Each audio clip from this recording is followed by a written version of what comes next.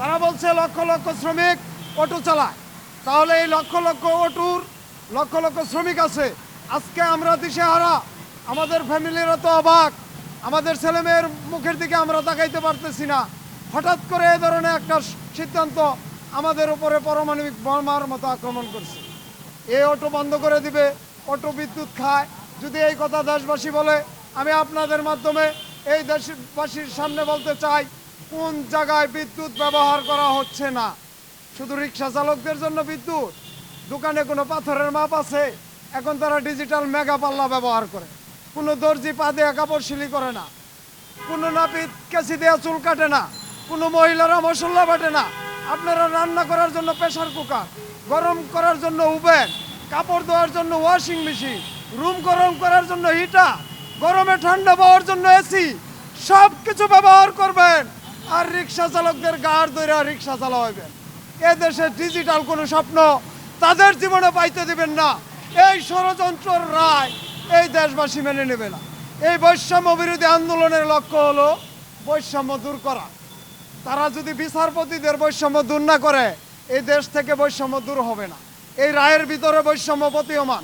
আপনারা দেখতে পাচ্ছেন, প্রিয় দেশবাসী, 36 দিন আন্দোলন ছিল, এখানে চাকার ইঞ্জিনের কোনো গাড়ি ছিল না। এই ইট পাটকেলের ভিতরে রিক্সাওয়ালারা রিক্সা টাইনা নিয়ে যাইতে পারতো না। আমরা অটোওয়ালারা যদি তড়িৎ গতিতে এই আহতদের হাসপাতালে প্রেরণ না করতাম, আর যদি হতাহতদের যোগাযোগ ঠিকমতো না করতাম, রাতের 3টা বাজে ওই লাশ ফার্মা থেকে ওষুধ এনে না দিতাম, অভিভাবকদের আনা নেওয়া না করতাম, আজকে এই আন্দোলনের সুফল এভাবে আপনারা ভোগ করতে পারতেন না। প্রিয় দেশবাসী, আমরা এগুলোর দাবি তুলছি না, আমরা জাতির সামনে ক্লিয়ার করে বলতে যাচ্ছি, পরিপন্থী একটি কর্মসংস্থান তৈরি না করে এ ধরনের রায় বাস্তবায়ন করার থেকে আমি পুলিশ প্রশাসনকে অনুরোধ জানাচ্ছি, আপনারা আইন প্রয়োগকারী সংস্থা, আপনারা আইন প্রয়োগ করবেন, কাউকে গাড় ধরে আইন মানাবেন না। কাউকে গাড় ধরে আইন মানানোর দায়িত্ব তো আপনাদের না। আপনারা যে আইন প্রয়োগ করলে দেশবাসী আইনের সুবিধা ভোগ করতে পারবে, এ ধরনের আদেশ আপনারা মেনে নেবেন। আমাদের কর্মসংস্থান তৈরি না করে অটোর বিরুদ্ধে যে ধরনের আদেশই আসুক না কেন, এই আদেশ না মানার জন্য আমি সমস্ত আইন প্রশাসন, আইন প্রয়োগকারী সংস্থার প্রতি অনুরোধ জানাচ্ছি। এবং দেশবাসী, সেই সাথে আমি বলতে চাচ্ছি, আমরা রিক্সা চালক, আমরা কিন্তু ইঞ্জিনিয়ার না, আমরা কিন্তু বিদেশে প্রশিক্ষণ নিয়ে আসিনি। আমরা রিক্সা চালাই আমাদের কষ্ট সইতে না পেরে মালিকরা আমাদের কষ্ট লাঘব করার জন্য এ ধরনের একটা ব্যবস্থা তারা বেছে নিয়েছে। আপনারা বলছেন অবৈধ, আমরাও বলবো অবৈধ।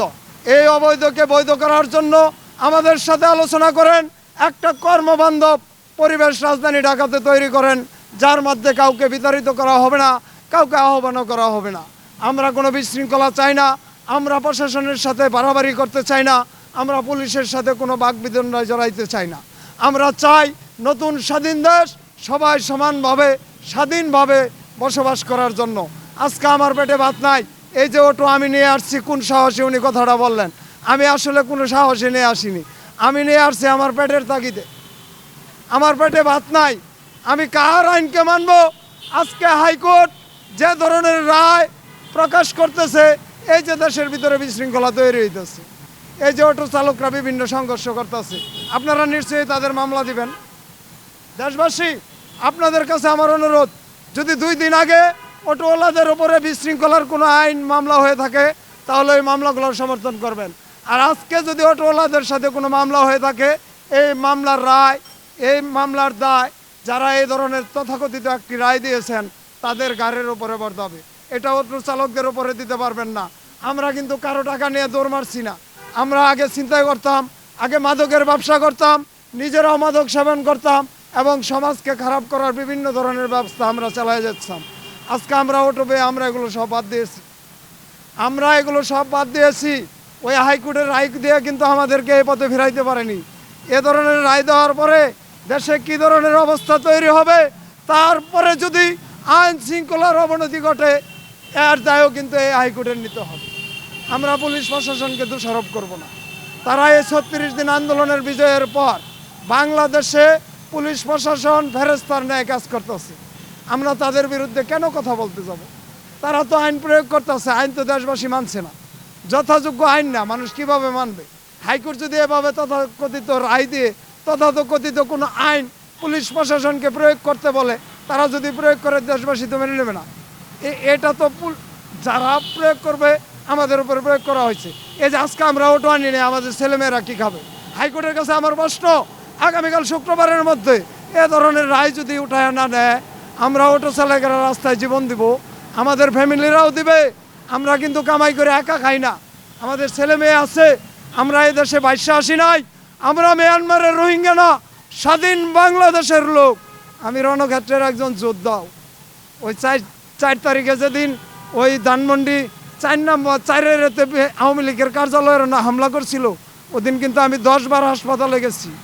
ওই টিয়ার গ্যাস, রাবার বুলেট, ওই গুলির মাধ্যমে ওই ধানমন্ডির শিল্পপতিরা গাড়িরা পার্কিংয়ে দিয়ে কেসি গেট লাগায় রাখছিল।